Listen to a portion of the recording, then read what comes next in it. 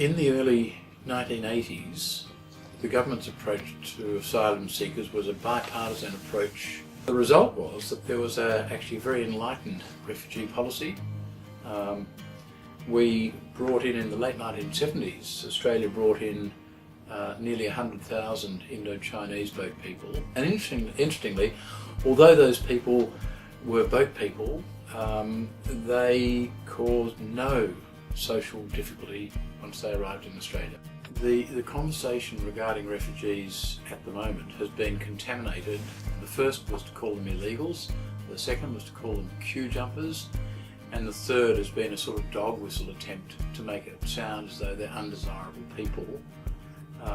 The effect of all of that over now 13 years has been to persuade a substantial majority of the public that boat people are dangerous criminals from whom we need to be protected. It's a really awful perversion of language, and the result of that is that many Australians are content to see asylum seekers mistreated because they think that it is a way of protecting us from something dangerous, whereas the truth is it's our way of mistreating innocent people who are asking for our help to protect them from something dangerous.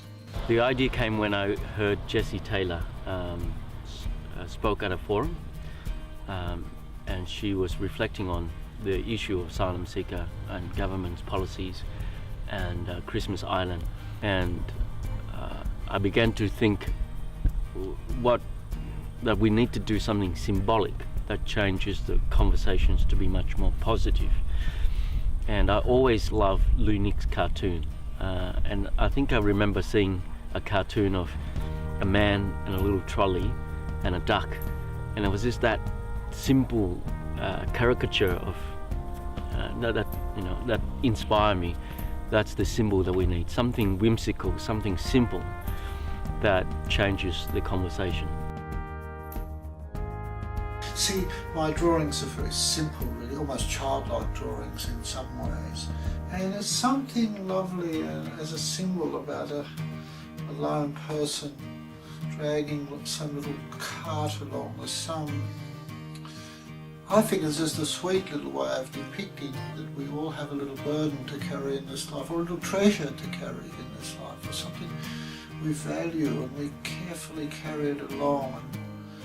Maybe with a little cart, in a sense. It just gets us down to our most humble level, reduces it down to this humble thing that all people can identify with. I think we've all got some innocence in us which is touched by political situations, refugees, or all the distressing social circumstances. We must feel it in order to act. I do not think the present government is treating refugees humanely. They are treating them with almost unspeakable cruelty, and it's deliberate. And we know it's deliberate because the government has made a number of statements about the policy of deterrence which they're applying. Now, when you think about it, deterrence means making a person who has a choice choose that path rather than this path. And the government is trying to deter them from choosing the path of seeking protection in Australia. Everyone knows who sets out on an attempt to get to Australia. They know that the last step in the voyage is a ride on a dangerous boat, and people die in that attempt.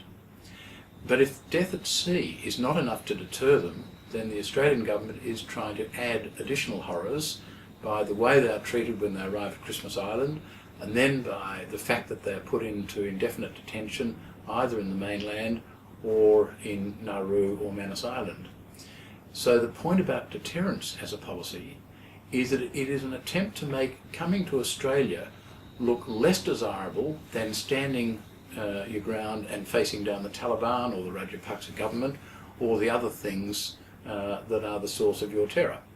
Now, I'm not sure how many Australians would actually want this country to seem nastier than the Taliban, but that's what a policy of deterrence means.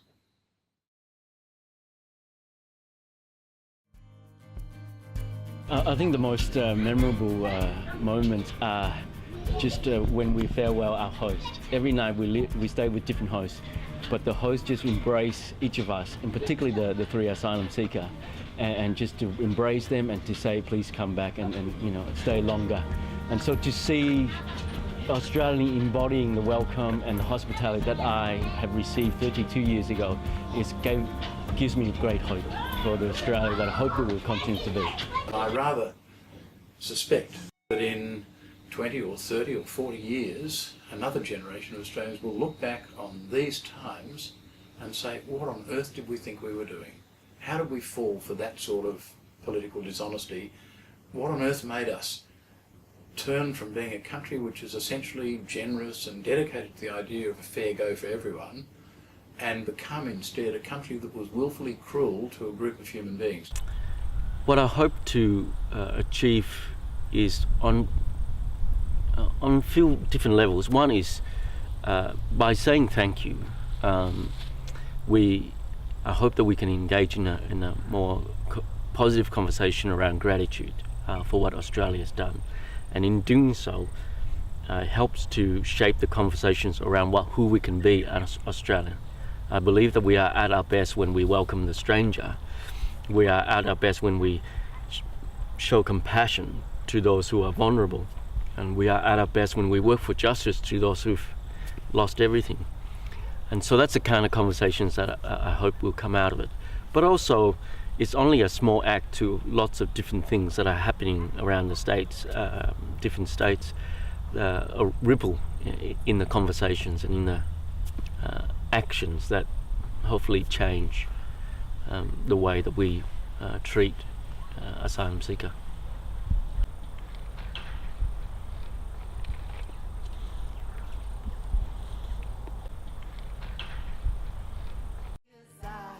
I walk across this land to sing my song of hope and thanks, for I want to see the nation's discourse change from fear